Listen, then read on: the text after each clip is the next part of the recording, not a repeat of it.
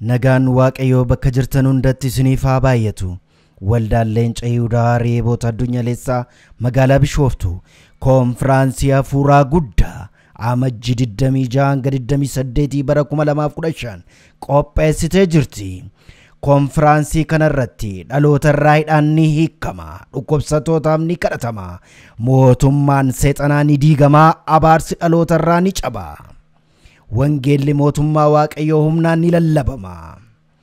Akkuma waaqayyo kanaan dura karaa nama waaqayyoo hundeessaaf abbaa mul'ata waldichaa ergamaa Darajjee Bashaa dhibee HIV, kaanserii, cabaa fi goophummaa akkasumas ija keenya duratti wiilchariidhaan kan baatamee dhufe utaalee fayyee deemee gale. Ammas waaqayyo duratti dhibeen kamiyyuu salphaadha. Kottaa baay'isa isinitti ta'e gataatii bilisa ba'a.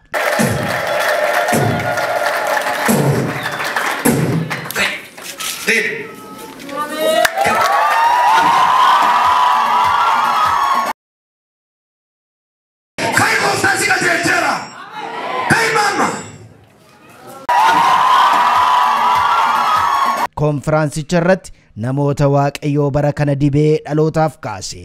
Nama waaqayyoo ergamaa Darajjee Bashaa guddaa namni sodaatu Daawititti deemee gadagalche. Guddaa nama duraa xinnaa waaqa duraa xinnaa Daawit duraa guddaa nama duraa xinnoo Daawit duraa guddaa nama duraa salphatee salphaa waaqa duratti salphataadha Goliyaad.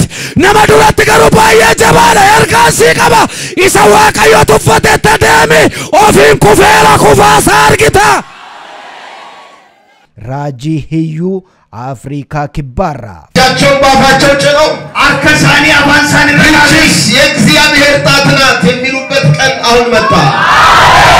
ፋርፈቱ መክሊት ማሞ የኪዳን አምላክ አለ ከጎኔ ገና ሄዳለሁ።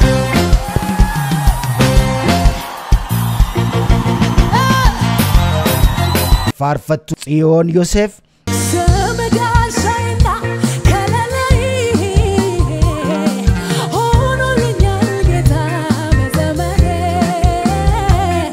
akkasumasi faarfataa waldichaa kan ta'e Gammachuu Tasfaayeen faarfannaadhaan nu tajaajila.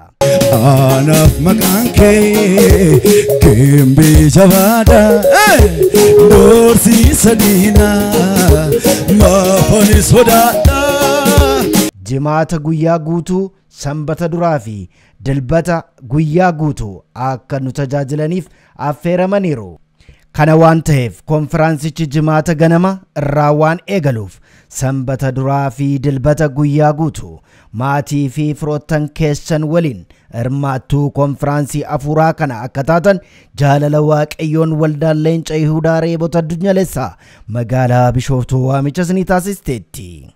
Teessoon keenya magaalaa Bishooftuu daandii Finfinnee irraa dhufu harka mirgaa Geetisheet irraa meetira 500 immaa gastaawusii ol darbee argama. Odeeffannoo dabalataaf lakkoofsa bilbilaa Duwwaa 9 yookiin Duwwaa 9 91 waldaan Leenca Yihudaa Reeboota Addunyaalessaa magaalaa Bishooftuu.